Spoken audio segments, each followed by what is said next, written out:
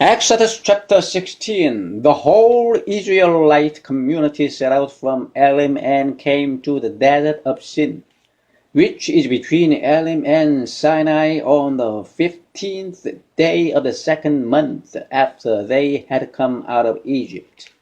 In the desert, the whole community grumbled against Moses and Aaron.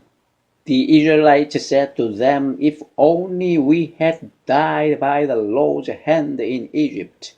There we sat around pots of meat and ate all the food we wanted.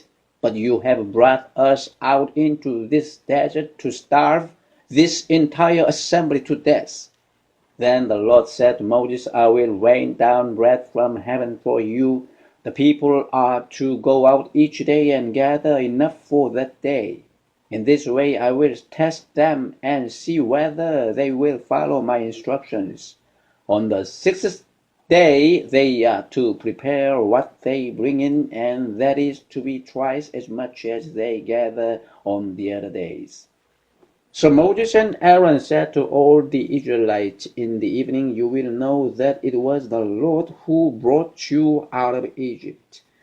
And in the morning you will see the glory of the Lord, because he has heard you grumbling against him. Who are we, that you should grumble against us?"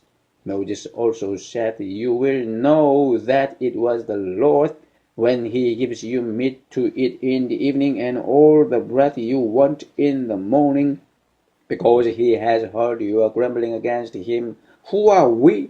You are not grumbling against us, but against the Lord."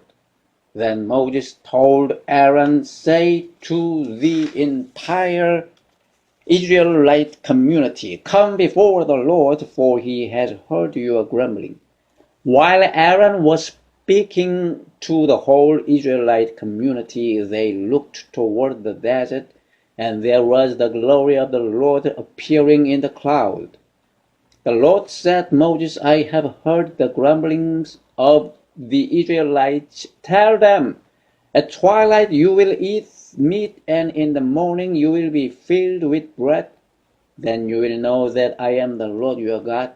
That evening quail came and covered the camp, and in the morning there was a layer of dew around the camp. When the dew was gone, thin flakes like frost on the ground appeared on the desert floor. When the Israelites saw it, they said to each other, "What is it?" For they did not know what it was.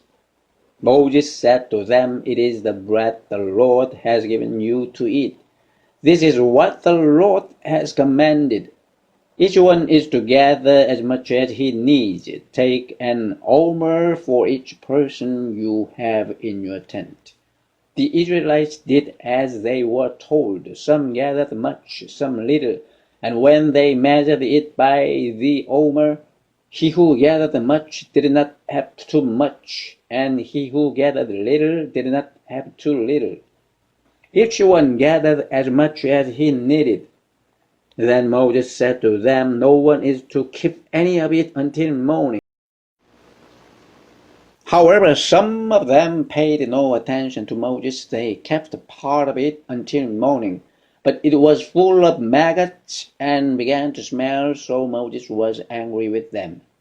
Each morning everyone gathered as much as he needed, and when the sun grew hot, it melted away. On the sixth day they gathered twice as much, 2 omers for each person, and the leaders of the community came and reported this to Moses.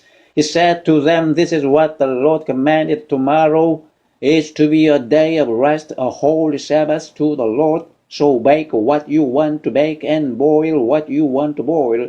Save whatever is left and keep it until morning." So they saved it until morning as Moses commanded, and it did not stink or get maggots in it. "Eat it today," Moses said, "because today is a Sabbath to the Lord. You will not find any of it on the ground today. 6 days you are to gather it, but on the seventh day, the Sabbath, there will not be any." Nevertheless, some of the people went out on the seventh day to gather it. but they found none. Then the Lord said to Moses, How long will you refuse to keep my commands and my instructions? Bear in mind that the Lord has given you the Sabbath.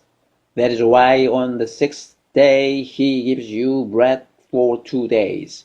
Everyone is to stay where he is on the seventh day. No one is to go out. So the people rested on the seventh day. The people of Israel called the bread manna. It was white like coriander seed and tasted like wafers made with honey. Moses said, This is what the Lord has commanded. Take an omer of manna and keep it for the generations to come, so they can see the bread I gave you to eat in the desert when I brought you out of Egypt. So Moses said to Aaron, Take a jar and put an omer of manna in it, then place it before the Lord to be kept for the generations to come. As the Lord commanded Moses, Aaron put the manna in front of the testimony that it might be kept. The Israelites ate manna 40 years until they came to a land that was settled. They ate manna until they reached the border of Canaan. An omer is 1/10 of an ephah.